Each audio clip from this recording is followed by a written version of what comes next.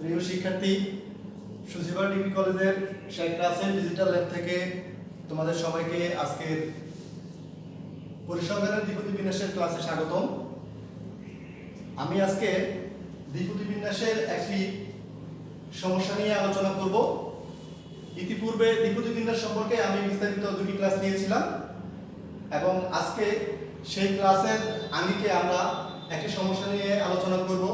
সমস্যাটি হচ্ছে x একটি সুষম দ্বিপদী চলক, যেন 2px = 1 px = 3 যদি হয় তাহলে x এর সম্ভাবনা ফাংশন নির্ণয় করো, px = 2 নির্ণয় করো এবং px ≥ 1 নির্ণয় করো। তাহলে আমরা দ্বিপদী বিন্যাসের যে ক্রাইটেরিয়াগুলো আছে সেই ক্রাইটেরিয়াগুলোর আলোকে আমরা আজকে তিনটি সমস্যা সমাধান করব। এক নম্বর হচ্ছে x চলকের সম্ভাবনা ফাংশন নির্ণয় করব, px = 2 এর মান নির্ণয় করব এবং px ≥ 1 আমরা নির্ণয় করব। তাহলে দেখা যাক কিভাবে আমরা খুব সুন্দরভাবে আমরা এই সমস্যার সমাধান করতে পারি। গত ক্লাসে আমি আলোচনা করেছিলাম যে দ্বিপদী চলক x সুষম হওয়ার শর্তটা কি। আমরা জানি দ্বিপদী চলক x এর দুটো মান গ্রহণ করে, একটা হলো সফলতা আর একটা হলো ব্যর্থতা। সফলতার মান p এবং ব্যর্থতার মান যদি q হয়, p এবং q এর সমষ্টি হবে 1। এখন প্রশ্ন হচ্ছে সুষম দ্বিপদী চলক যদি x হয় তাহলে সম্ভাবনা p এবং সম্ভাবনা q এই দুটোর মান সমান হয়, সেক্ষেত্রে p = q = হাফ হয়। তাহলে আমরা কি বুঝলাম? আমরা বুঝলাম সুষম দ্বিপদী চলক বলতে বোঝায় যে এই চলকের ব্যর্থতার মান এবং সফলতার মান সমান। আমরা জানি p এবং q এর সমষ্টি 1 যেহেতু, তাহলে দুটাকে ভাগ করলে p এর মান হাফ হবে এবং q এর মান হাফ। ক্লিয়ার? আমরা আরেকটি সূত্র লিখব। আমরা জানি দ্বিপদীর সম্ভাবনা অপেক্ষক px = ncx p⁴x q⁴n - x, where x = 0 1 2 up to n। হ্যাঁ, এখানে n এর মান আমরা জানি 1 থেকে 29 পর্যন্ত, অর্থাৎ 30 এর নিচে থাকবে। এখন আমাদেরকে যেভাবে প্রশ্ন করা হয়েছে px = 2 এবং px = 3 এই দুটো মান সমান, তাহলে আমরা according to the question we can write down here প্রশ্নের মধ্যে 2nc1 p⁴1 q⁴n - 1। একটু খেয়াল করে দেখো, এখানে 1 যত জায়গায় x ছিল তত জায়গায় আমি 1 বসাইছি, কারণ আমার এখানে বলা আছে x = কত 1 = nc3 p⁴3 q⁴n - 3। এখানে আমরা দ্বিতীয় অংশে x এর মান 3 বসাইছি। তাহলে লেফট হ্যান্ড সাইড এবং রাইট হ্যান্ড সাইড যদি আমরা মিনিমাইজ করি, আমরা জানি এখানে 2 আছে, nc1 মানে n, p এর মান have to the power 1 into q এর মান have to the power n - 1 equal to আমরা জানি nc3 কি যদি আমরা বাংলায় nc3, তাহলে n যেখানে আছে সেখান থেকে 3 পদ নিচে নামবে, তাহলে n ইনটু n - 1 n - 2 আবার 3 1 থেকে 3 পর্যন্ত যাবে 1 ইনটু 2 ইনটু 3, তাহলে nc3 এর মানটা আমরা পেলাম n into n - 1 n - 2 divided by 1 into 2 into 3। পাশাপাশি p এর মান দেখলাম হাফ টু দি পাওয়ার 3 এবং q এর মান have to the power 3 minus n - 3। এখন আমরা এই 2 এবং n এর গুণ করলে হয় 2n, এখানে have to the power 1 into have to the power n - 1। একটু লক্ষ্য করো, আমরা সূচকের নিয়মে যদি এই দুইটা পাওয়ার গুণ করি, এই দুইটা বৃত্তি যদি একই হয় তাহলে পাওয়ার যোগ হয়, তাহলে 1 প্লাসের সাথে যদি -1 যোগ করি তাহলে প্লাসে মাইনাসে কাটা যায়, থাকে শুধু n। তাহলে আমাদের এই লাইন থাকে 2n into have to the power n।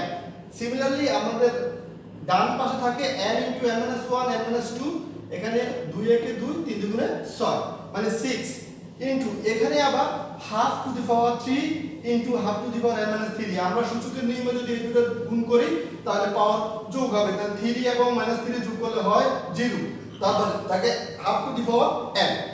এখানে এই দুই পাশে যদি আমরা আড়াআড়ি বজ্র গুণন করি তাহলে n এখানে বাম পাশে n এবং ডান পাশে n উঠে যায়, n into n - 1 n - 2 equal to এই 6 দুগুণে 12।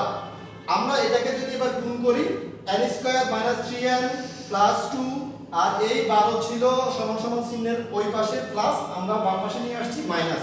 তাহলে এবার আমরা পাইলাম কি n² - 3n - 10 = 0। এখন এটা হয়েছে আমরা ক্লাস 9 10 শিখছিলাম উৎপাদক।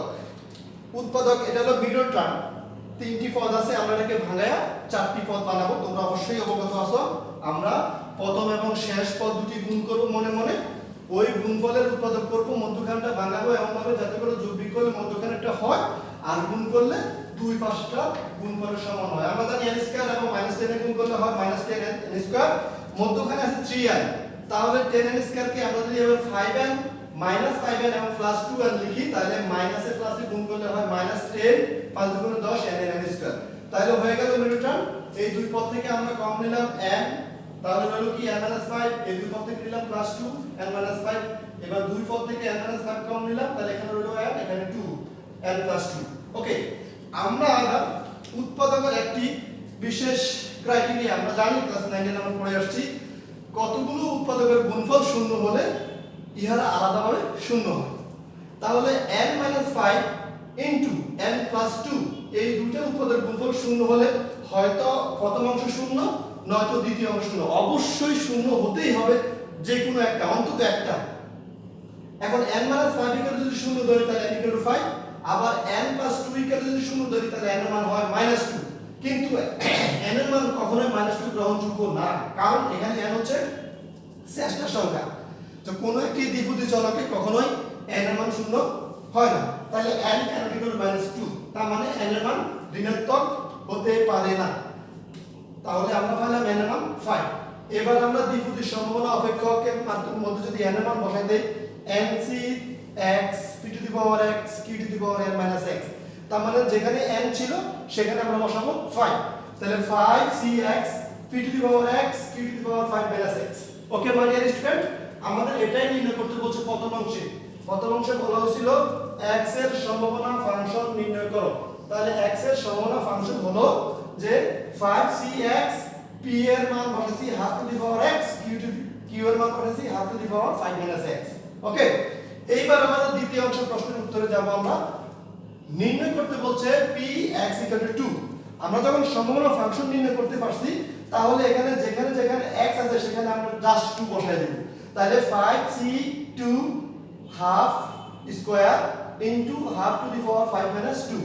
এটাকে যদি আমরা ওই আগের মতো এটার মতো মিনিমাইজ করি, এখানে 5c2 5 দুই ধাপ নামবে, তার 5 দুই ধাপ নামলে 5 এর আগে ধাপ হলো 4, তাহলে 5 20 আর নিচে থাকবে কত 2। আমি একটু সংক্ষেপে করছি এখানে জায়গা সংকলন না হওয়ার কারণে। তাহলে 20 কে যদি আমরা 2 দিয়ে ভাগ করি হবে 10, আর half square into ½ 2 মানে 3 ½ 3, এই দুটোর গুণ করলে হয় 0.03125। এই 0.03125 কে যদি আমরা 10 দিয়ে গুণ করি হয় 0.3125।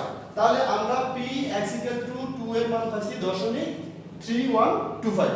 ক্লিয়ার? এখন আমরা আরো খুব সুন্দর একটি প্রশ্ন নিয়ে আলোচনা করব।